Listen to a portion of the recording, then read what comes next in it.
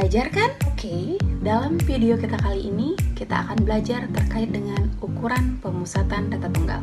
Namun sebelum lanjut, perkenalkan saya Lestari yang akan menemani pembelajaran anak-anak sekalian selama beberapa menit ke depan. Jika kalian hendak mengukur size suatu ukuran sepatu kelompok siswa baru, kalian pasti memerlukan data yang akurat, bukan?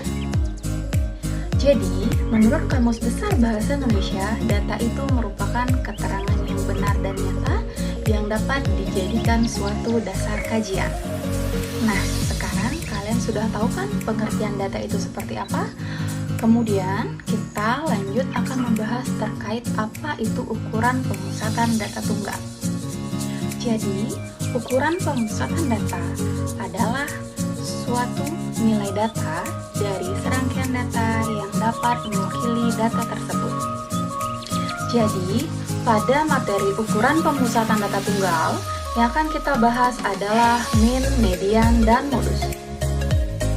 Nah, pertama kita akan membahas mengenai min. Kira-kira min itu apa ya? Berikut ilustrasi terkait min. Ayu, Amel, dan Depi berkunjung ke rumah Kuming.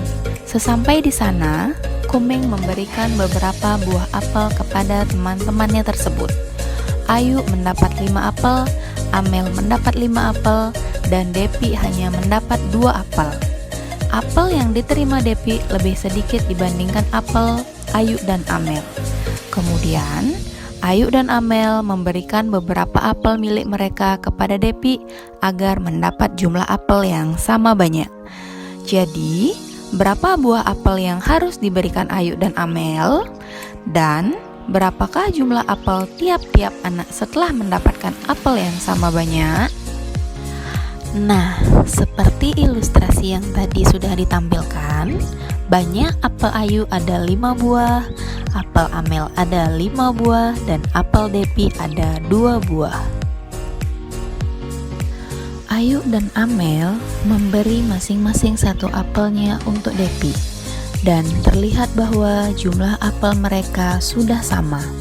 Jadi, jumlah masing-masing apel yang dimiliki ketiga anak tersebut yaitu 4 buah apel. 5 buah apel Ayu ditambah dengan 5 apel Amel ditambah dengan 2 apel Depi, jumlahnya adalah 12. 12 apel tersebut kemudian dibagi 3 orang anak akan menghasilkan 4 buah apel. Jadi, inilah yang disebut dengan min atau rata-rata. Jadi, min dalam matematika itu adalah jumlah seluruh data dibagi dengan banyaknya data. Misalkan suatu data terdiri dari X1, X2, X3 sampai dengan Xn, maka rata-rata hitungnya dapat dirumuskan sebagai berikut. X bar sama dengan X1 tambah X2 tambah sampai dengan Xn dibagi dengan N, di mana X bar itu merupakan min, Xn itu merupakan nilai data, dan N itu merupakan banyaknya data.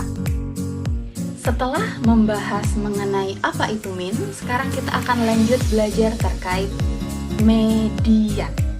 Apakah anak tahu apa itu median? Berikut merupakan ilustrasi terkait median data ganjil. Tim pemain basket sudah siap untuk berlatih. Yudi memakai baju dengan nomor urut 1, Redi memakai baju dengan nomor urut 2, Ruben memakai baju dengan nomor urut 3, Sucipta memakai baju dengan nomor urut 4, dan Indra memakai baju dengan nomor urut 5. Kelima pemain tersebut berbaris berurutan dari nomor urut terkecil ke terbesar. Siapakah pemain yang berada pada posisi tengah? Nah, seperti ilustrasi yang tadi sudah ditampilkan, hilangkan satu persatu pemain dari kiri dan kanan hingga tersisa 1 pemain. Pemain yang berada posisi tengah adalah Ruben, yaitu dengan nomor urut 3. Jadi, inilah yang disebut dengan median. Nah, sekarang ini merupakan ilustrasi terkait median data genap. Hasil pengukuran tinggi badan 10 siswa sebagai berikut dan sudah terurut dari terkecil ke terbesar, yaitu 160, 165, 167, 169, 170, 170, 172, 173, 175, dan 180. Berapakah tinggi badan yang berada pada posisi tengah? Untuk data genap, penyelesaiannya masih sama seperti data ganjil, yaitu dengan cara menghilangkan urutan tinggi badan terkecil dan menghilangkan urutan tinggi badan terbesar dari ujung kiri dan kanan. Nah, kemudian ini ada sisanya dua buah bilangan yang posisinya sama-sama di tengah, yaitu 170 dan 170. Untuk mencari mediannya, kedua bilangan ini kita jumlahkan dan hasilnya adalah 340. Setelah bilangan ini kita jumlahkan, kita bagi dengan 2, hasilnya sama dengan 170. Maka inilah yang disebut dengan median. Jadi, median itu adalah nilai tengah dari suatu data, di mana kondisi data tersebut harus diurutkan terlebih dahulu. Untuk mencari median suatu data, ada dua buah rumus yang bisa digunakan.